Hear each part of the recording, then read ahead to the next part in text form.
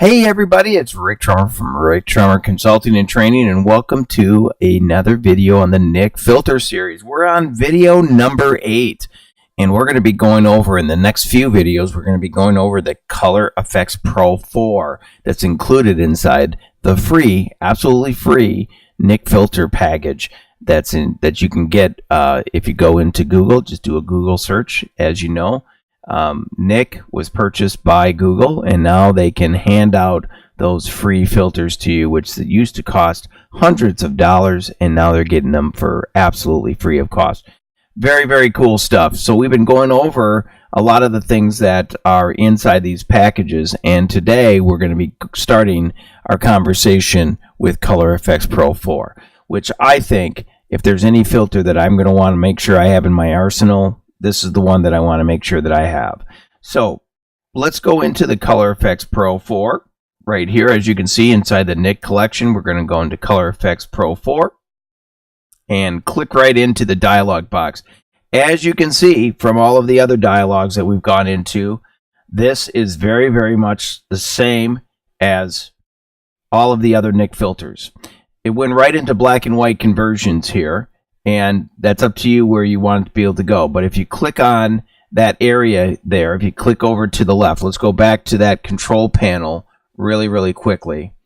And I'm going to kind of show you where this is, that control panel is. So right up in here, if you click on this little filter pack right here, it'll take you into all of the different filters that are inside here. So if we're interested in the black and white filter, click on the little thing and it'll take you all the way into all of the different enhancers and everything that they have there. We're not going to be using the black and white filters here. We're going to be going into some color things, and we're going to be kind of trying out some different stuff. As you can see, I've got all of the filters put on right now. I clicked on this dialog box from up above.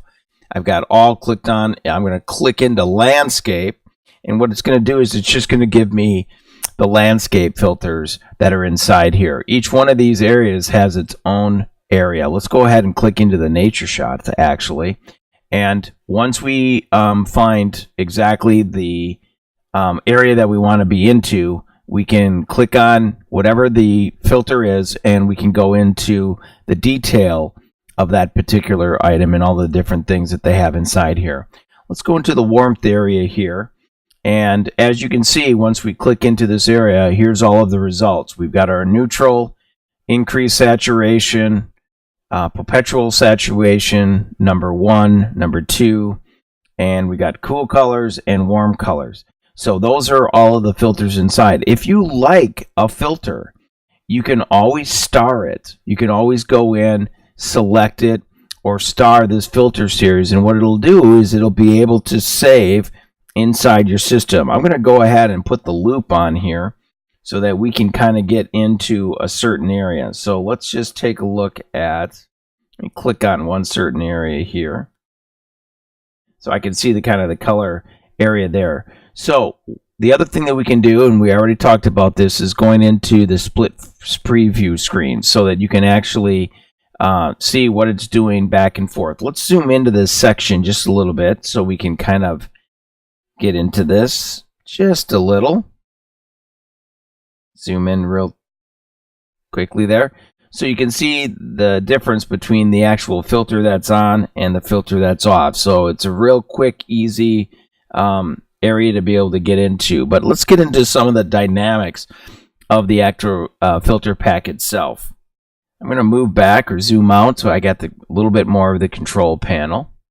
And once you find the filter that you're looking for, you'll be able to figure it, go into your series. So if you like the warmer brilliance filter, you can star those systems and that'll move into your favorites folder.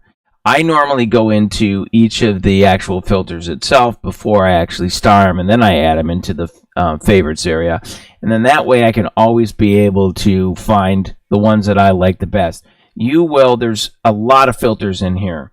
So you're going to be able to go in, figure out what you like, and then you're going to be able to add it to your favorites area. And I think that's going to be probably one of the coolest parts of what's going on with this program, is that there's so many options. This is like having a bunch of presets in your Lightroom area, or having a bunch of different things done, presets or whatever, or actions that you have that you like inside Photoshop that goes through your certain things, or if you're using the ACR application, we'll be able to go in and do something there.